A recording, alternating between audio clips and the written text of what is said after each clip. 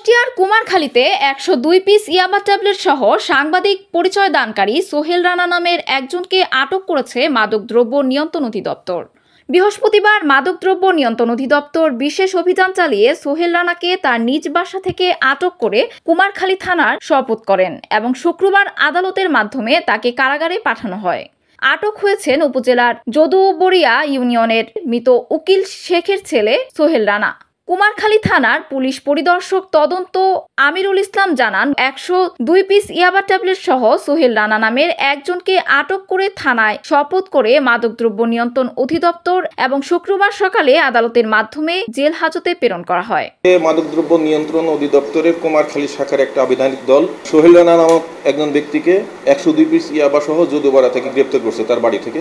পরবর্তীতে তাদের আবেদনের পরিপ্রেক্ষিতে আমরা এখানে একটা মামলা নিচ্ছি। আজকে তারা ফরওয়ার্ডিং দিচ্ছে, আমরা আসামিটা পাঠিয়ে দিলাম। সোহেল রানা তার কাছ থেকে মাদকদ্রব্য অধিদপ্তর ইয়াবা উদ্ধার করেন ১০২ পিস। এজাহারের বর্ণনা অনুযায়ী তার বাজার মূল্য আনুমানিক ৫১,০০০ টাকা।